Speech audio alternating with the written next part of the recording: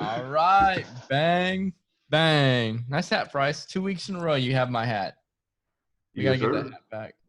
It was Good good luck, luck. right? It was good luck. Was. So if you don't know, if you do not follow us on Twitter, the DFS Dads, you're doing something wrong. It was lit over this weekend. NFL happened. PGA was going down.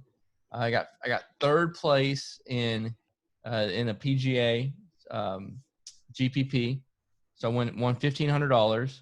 So close from when it was only $5K for first place, but getting third place, $1,500 off $33 was pretty damn good. The only contest you entered. I know. Listen, guys, I wasn't feeling the tournament, and I was rolling with my boy Sammy Burns, Bud Cauley, and Price's guy Zane to victory. Well, almost to victory if Luke List didn't just shit the bed. But 6-6 through was only 3%, so we got 6-6 through, and I wish I entered more lineups. But third place, $1,500 was nice. But I wasn't even worried about that because it would have topped off at 5K. Because we had the Sunday slate, week 1 NFL, where our picks, our cash lineup that we posted for y'all in the quick access was absolutely on fire. We're going to talk about this on the PGA video on Wednesday. But if you didn't make money, you just did not look at the quick access, the deep dives at all. Or you're just not subscribed yet, which you can. Go to dfsdads.com. Use code RC until the 16th. So about 2 more days, we have it where you'll get a first sign up for a monthly or a weekly membership. You'll get that for free. And then after that, it's gone. So you'll have, till the 16th? Was it the 14th? So you'll have a couple more days to get that in. Price had the early slate. Let's talk about your early slate before we get on to the main slate.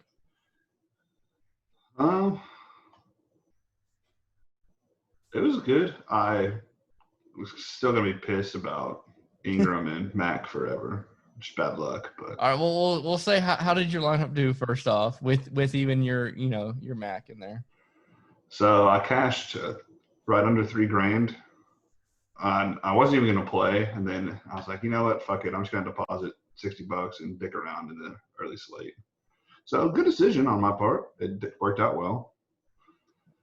Golf had a little comeback on Sunday and ended up missed cashing in all my GPPs, but I hit every double up, so I broke even on the week, which is one of those weeks where I'm like, why the fuck don't I just do this every single week?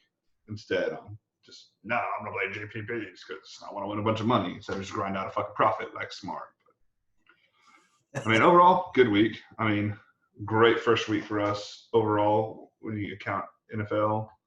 And technically it was the first week of the new PGA season, so week 1's for everything. I mean, like $17,000 week for us. Yeah. Now we got the U.S. Open coming up. Woo! Which is fun because we got a good field, which means the pricing is a lot better, where you can have a balanced lineup or stars and scrubs. And I think we all kind of personally like the more balanced lineup approach. It's kind of the way we've gone after these majors. But we'll see. You never know. U.S. Open, this tournament, you got to watch.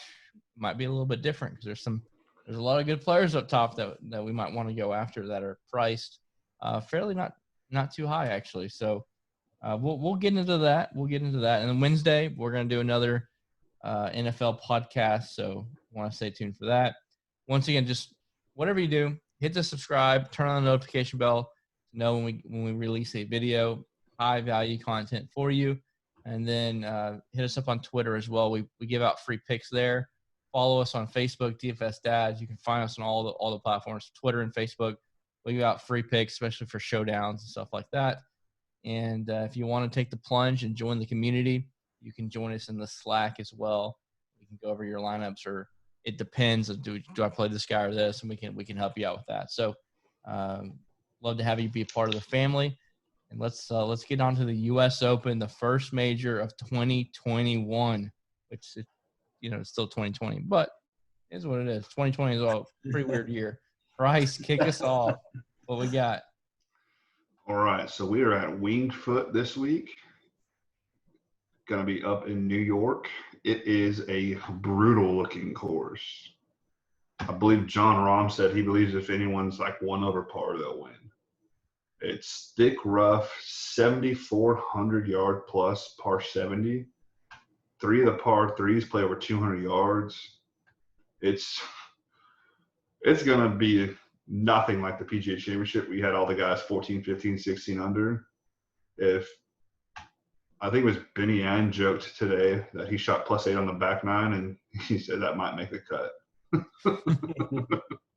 But it's going to be long. The rough is just brutal. I watch people just roll golf balls and they just disappear. I watched a video of DJ trying to find his ball, his tee shot off one, and couldn't find it. It's going to be carnage. And even if it rains, these greens, they have the sub-air system underneath, so they can actually suck out the moisture and firm them up. So if they want to, they can make sure you're not going to fucking shoot better than like 4 or 5 over. Mm-hmm. So sounds fun. As much as you can, try and find bogey avoidance. Always looking at stroke gain approach. Driving accuracy is going to be very, very important this week. Yeah. It's with how this rough looks. If you miss the fairway, you're not going to be able to advance the ball to the green. So you want to look at scrambling, stroke gain around the green. But the main thing, you need to find people who aren't going to blow up. And just, if you start spraying it, it's over. And every year we look at majors and we're like, oh my God, look at this pricing. It's great. It's soft. Another year just like that. But it's going to be, we'll reiterate for like the 5th time, super important to find someone who hits it in the fucking fairway. Yeah. Because if the rough comes up to my knees, you're not going to find the ball. But it should be a good week. I would imagine the winning score on DK will probably be like in the 400s, maybe high 300s, which would be super unusual because usually we're in like the 500-600 range, sometimes 700. But it's going to be a tough week. So those of you who are watching who love to tilt on Thursday and Friday, if your guy's 7 over, he's still in it. And then the other thing to remember, it's a top 60 this week. It's not top 65. So you lose a few more spots on who can make the cut. So 6 of 6 through this is going to be super, super important. You get 6 of 6 through, you should make money. You get 6 of 6 through and have the winner, you're going to make it. You're going to make money. Yeah. I would add to that 6 of 6 is very important, but you also need to think about who can place high, because with a lower scoring event, you're not going to see a lot of eagles and birdie streaks, and so if the placement points are just very valuable this week. So you do need to stay 6 through, but at the same time, you need to have people who have a high ceiling to catapult you up for those placing points as well. Let's jump on in. We'll let Dustin go over the top range to start. Yeah, first off, I want to congratulate Chris on his winnings, and my wife now is asking where her tens of thousands of dollars is. And if you don't know, I'm the cheap dad of the group. Play mainly double ups. Won a couple $100 this week. I did great. My lineups were awesome. And my wife was like, "Well, Chris's wife, Meg, just told me he won, all this money. How much did you win?" And I'm like, "Well, and so she's like, "Well, if you bet as much as he does, you're going to win as much, right?" I was like, "Yeah, honey, that's how it works." So anyway, it's funny, obviously us dads, all of our wives are dipping on our gambling. So it's interesting to see the mix of it. Getting started off, freaking DJ, it's kind of like he's 11-5. So there's not a huge gap between him and Rahm and even Thomas, and the dude is 2-1, 2-1. So it's like, how in the heck do you fade that guy or not play him? Holy crap, So for me, it's kind of a tough decision. How do you not play him, or how do you play somebody else over him, especially in the 10K and up range? So really the only guys I'm looking at are DJ, and I really like Justin Thomas this week. Obviously had the tie for second last week. I just think this is a course that he can do well at. I think he's coming in pretty good form. I think he'll be a little lower owned than a JT. I mean, than a Rory or a John Rahm or even DJ. So I'm kind of looking, to get a little value there. But to me, any of these guys obviously are capable. When you got Morikawa, two wins this year. Obviously DJ, who's playing out of his I think we lost you. Played really well. Just mute him. It's like a creepy 80s movie. Just fucking mute his ass. The major. Oh, there we and go. And then, JT. You lose me? You're like, there? We lost you. like a retro 80s movie. It's creepy as fuck. You're frozen, though, so you're about to get booted. I tried to boot him. It wasn't letting me.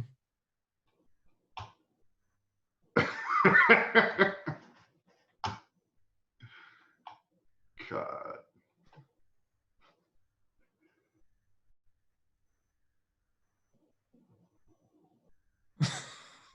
Let's just fucking restart it without him. This night's never gonna end. Oh, I can't even boot him. I'm gonna put him in a waiting room. There he goes. Oh my gosh. All right.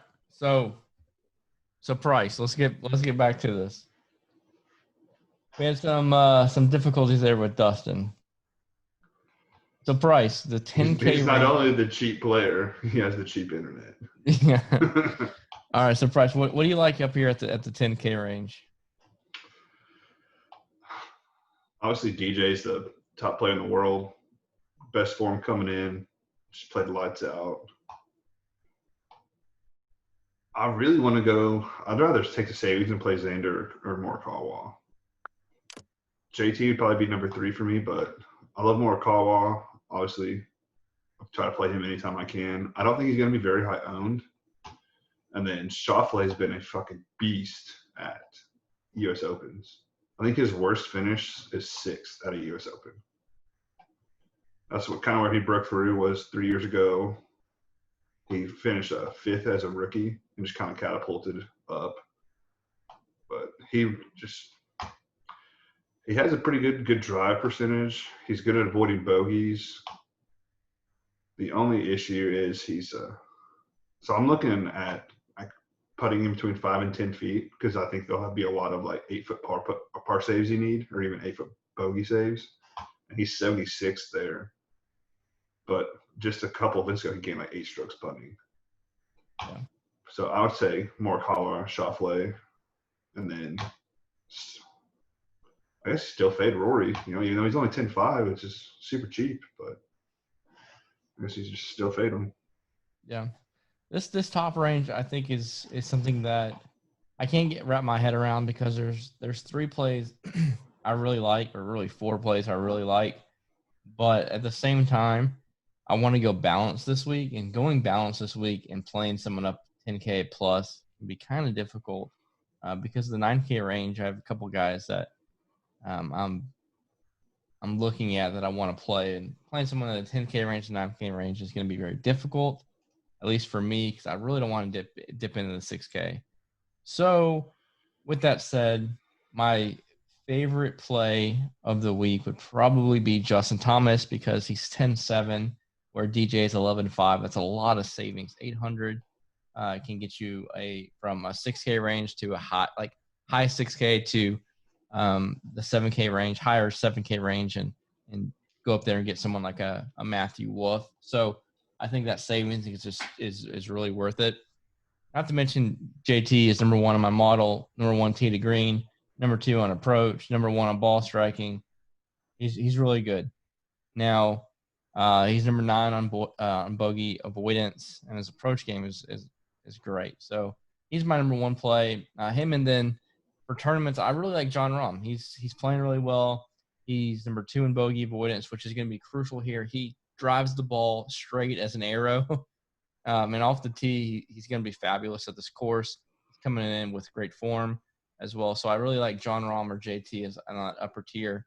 I'm with Price. Look, Rory off the tee is great, but his approach, his putting is 72. I'm just done with him, honestly, until he shows me he can put it all together. I mean, even at 10.5, I'm done. Unless he was down around where Kawa was at 10K, I'm just not going to give him a look, honestly. So, Xander, I love playing him in these type of spots, tougher courses. WGC is this type of environment. I really like Xander. He's going to be very popular. 10-1 is not a bad price point. I would like him around like 9.9, but then I would put him really, really pricey.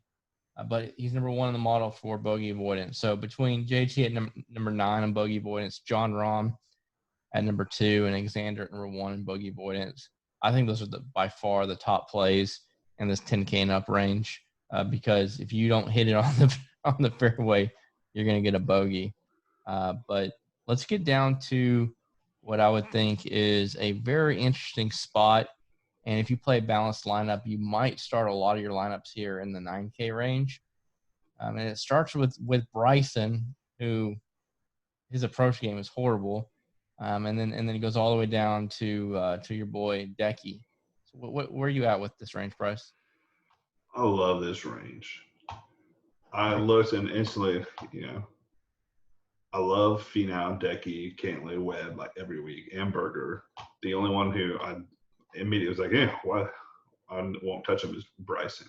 I mean, Webb makes a lot of sense. His game seems like it fits a super tough course. Same with Cantlay, who's usually does well in stronger fields. I'm gonna go at the bottom end of this one. I guess just like I did the other range, but Hideki rates out 5th for me overall. When his game's going, he's an elite driver of the ball, accurate, great ball striker, great on approach. Putting's always his issue. The good news is POA is actually his best putting surface. He still loses to his putting, it's just he loses less on POA. And then I don't think he's going to be as popular as he normally is, but I really like Finau. He rates out well for me. He does great in pretty much every major. And at 9,100, you're not getting him at the like 8,400 range he's usually at for a major. So it should keep people off of him. Yeah. The only problem is, just like with Decky, he's going to miss a lot of putts. But I'd rather take the upside because just like you talked about where you want guys who have bigger upside. You get him in there. I mean, he finished tied 2nd at the PGA Championship. So get him in there. He finishes top 5. He more than pays off the 9,100. Yeah. Where are you at with Cantlay? I don't think he pops too much on the model for the 9,400, but he's a player that is always you can play. So I generally like him. It's just his game's just been off. Yeah. So it's kind of tough to play him. Yeah. I keep every time I make lineups, I'm going up to Webb Simpson or going down to that bottom tier range, like you said, from Berger, Finau, and Matz. I agree with you. It's just hard. And with bogey avoidance to me in this 9K range, and really all of my players, I want people who is going to grind it out and not have bogeys. Webb Simpson is the epitome of bogey avoidance. He's number 5 in the model. And then going down to Decky, even though his putting it says on my model here 120th, which is really bad.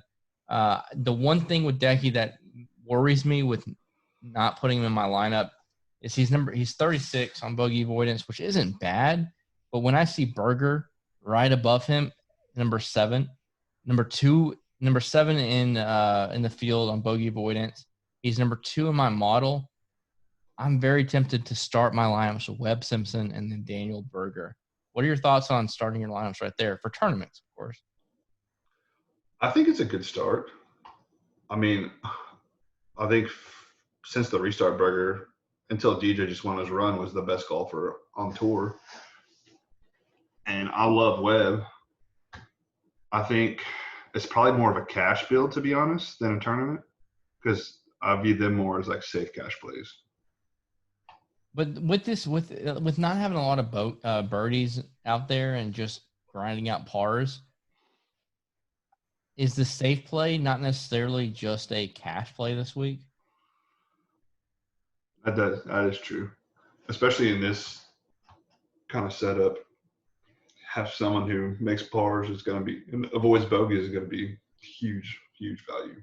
Yeah, and that's going to kind of bring us down to the 8K range, where my favorite play of the week, not necessarily, he only sticks out in one category. And whenever Price and I were comparing where we're at for the week, we both had this guy picked. And I was surprised Price did, because you're a little harder on my boy than I am. But Patrick Reed is number 6 in bogey avoidance, and he is a grinder. And what do I want this week? I want people who are going to grind out pars, not be mad, and not put on a pouty show because they're not having, their birdie streaks of 3 birdies in a row. Patrick Reed is your guy. He is your dude who's going to avoid bogeys, get pars, and at the end of the week, he's going to be up there in the top 10 and have a chance to get you some good placement points, in my opinion. And at 8,500, I love him in this area compared to all these other golfers. Where are you at this 8K range? Ooh. I hate Patrick Reed so much. I know you do. But I'm using him this week. Yes, that means you got to play him. He's just, like you said, he's a grinder. He's number 1 around the green. He's won at Augusta. He does well in majors. He does well in WGCs. He does well when people start talking shit because they hate him. He's my favorite play. My favorite play was Scotty, and he fucking had to withdraw because of COVID. I saw Scotty at 1,800 and was so excited to just use him no matter what again. But I love Reed. I kind of was looking at Fleetwood because I have a Tommy Fleetwood problem. But his game hasn't been there. His approach is just not there. Adam Scott rates out well for me, but he's also can get wayward with the driver. And if he does that, then he's done. The same reason I'm not going to play Tiger, because Tiger's not accurate off the tee. You're going to have to hit driver on this course, and if you're not a good driver of the ball, you're toast. Yep. The only 2 guys I really like, Tyrrell Hatton. Surprisingly, I looked, and I forgot I bet him in January to win the U.S. Open. So I got him at 125 to 1 8 months ago. So I have a little extra interest in him winning.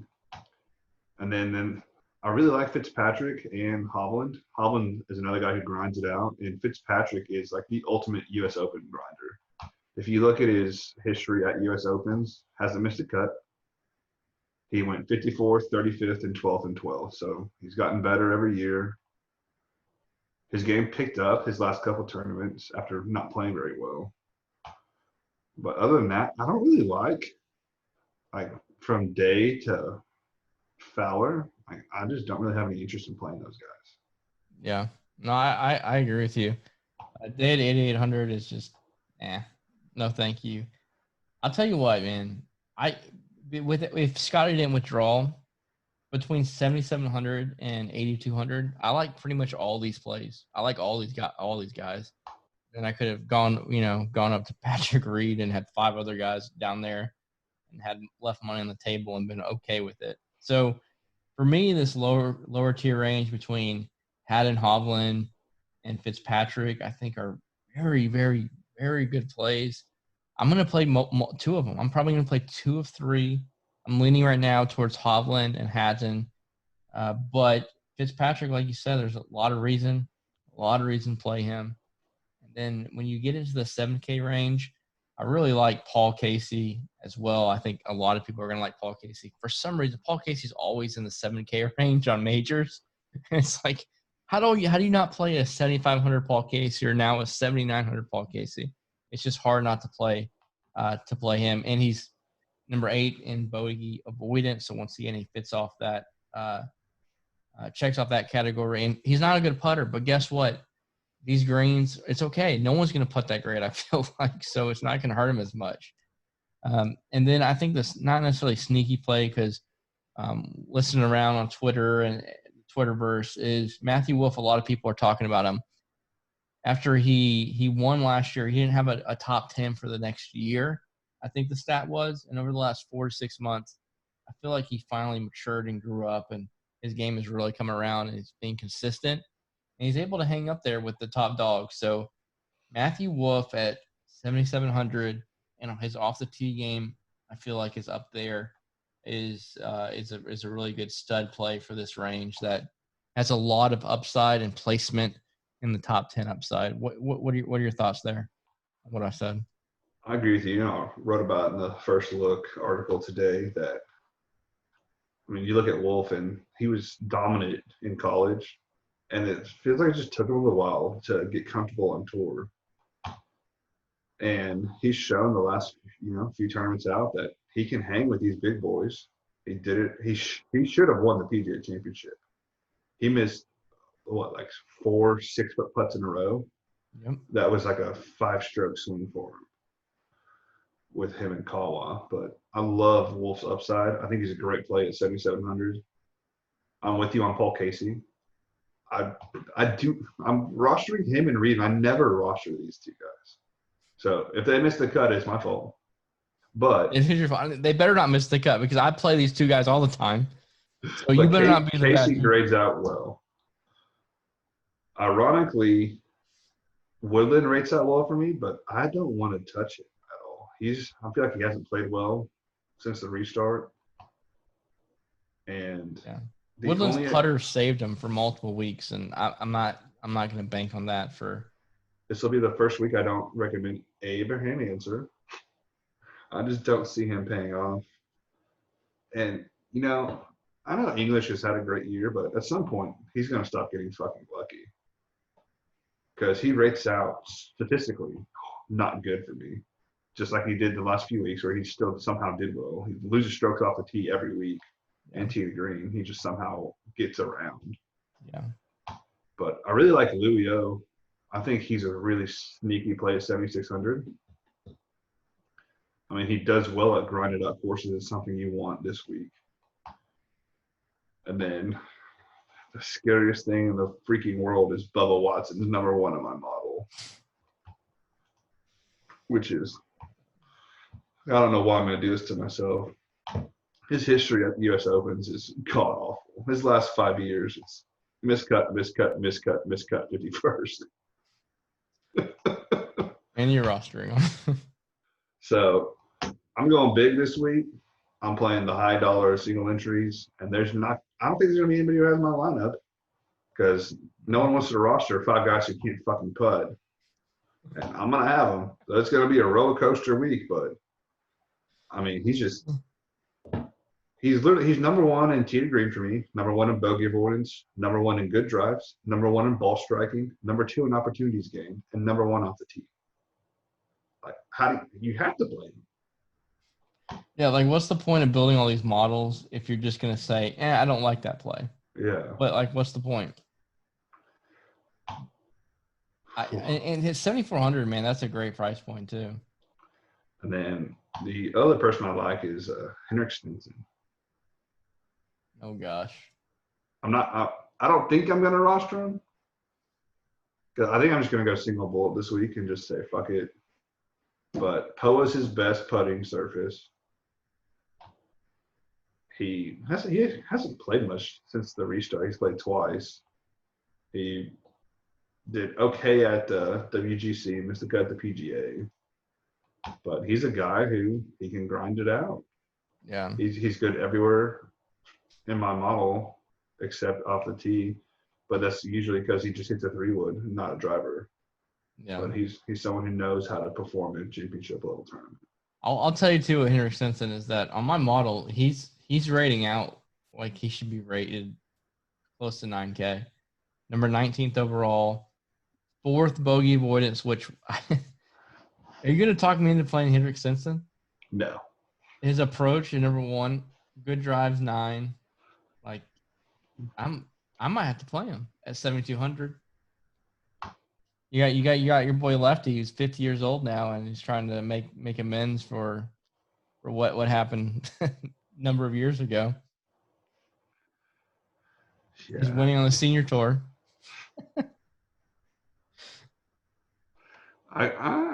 No. Dude, he sprays it too much. Yeah, I agree with you there. And It's you just- can't you can't spray it. No. I would be very surprised if one of the guys who's 9K and up didn't win. It'd be very surprising to me if someone else won this tournament. Yeah. It would have been Scotty Scheffler, but he withdrew. So I think we're pretty much in line with what we like. We like people who can get off the tee. I know we talked about this at the beginning, but we also want people who can avoid bogeys. Because when the winning score is going to be even or +1, you just can't afford to have bogeys. Just don't get a bogey. Just par it out. Play boring golf. Yep. Can anybody down here in the Dude, there's a lot of guys who rate out lower well for range? me down here. Strillman is the one that pops out to me. So Strillman rates out decent for me. Your boy Kokrak rates out really well for But his last 3 tournaments, he's done. What does he cost? 6,800 or something? What is it? Where's he at? me. Yeah, he's 6,800. 6,800. Ches at 6,900 is good off the tee, stays out of trouble. Eric Van Rooyen, another guy who's 6,900 who rates out well. Dude, I really want to play Thomas Peters. He's a stud on the Euro Tour who usually comes over and plays well at WGCs and majors and then goes back to Europe.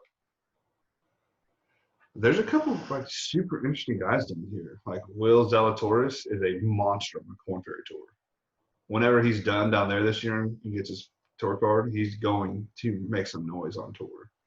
Yeah. He's a beast. Palmer rates out well for me. He's 23rd in mine? I don't think there's that much water, so we can't possibly find it. And then, where'd he go? 6,200. Jim Herman. He rates out, 52nd overall. But if you're playing someone who's $6,200 and he rates out in the top 60, he makes the cut. He pays off. But I'm with you on I don't really want to dabble down here too much. So you have to play risk versus reward, and the risk outweighs the reward for all these people. For sure. Like people are going to come down here and play Matthias Schwab and Sebastian Munoz because he's been talked up this week, or Brandon Wu because he's been good on the Corn Ferry Tour. But why? Yeah. Why play them? We can go play a little. Instead of playing DJ, drop down to Webb. You save $1,800, and instead of playing one of them, you can jump up to Paul Casey. Yep. Yeah, and say I don't think there's a difference. Like $9,400, Patrick Cantlay. I'm like, well, I can just stay in the 8K range and pick Victor Hovland. I don't think there's a much $1,400 difference, and it allows me to stay out of the, even the lower 7K range. I don't have to worry about like Jordan Spieth. Like, no, I don't want to play people like that. And so if Wolf, if I'm debating between Wolf or Gary Woodland as my lowest tier player, I feel like my lineup is doing pretty good. So the one guy who I keep an eye out, he's the first alternate right now. If someone withdraws and Doc Redmond gets in, he's long and he's accurate. Doc Redmond just won me $1,500 too off that. Yeah. And last time I used him at a major was at the Open Championship last year, where everyone got massacred on the weekend, and he finished 20th for me. Yeah. So he can play in tough conditions. Let him in, coach. He just needs one more person to withdraw. Someone else has got to get COVID out there, right? All right. So I think we pretty much. I mean, we've outlined I believe some really good strategies here for y'all. So if you're a member, go to the Slack. Let us know what questions you have. Be on the lookout for the deep dive that's coming out on Wednesday. We have some more football stuff coming as well. But this is a major. Got some good contests out there to enter. We can let you know what contests to avoid and what contests to play. So hit us up in the Slack, message us on Twitter. You don't even have to be a member. You just send us a DM, send us a tweet, and we'll definitely respond with our best answers for you. So if you stayed this long, man, I really appreciate it. Hit that thumbs up and hit us up with a bang bang in the comments. All right. We'll see y'all soon. Let's make some money. Yes, sir.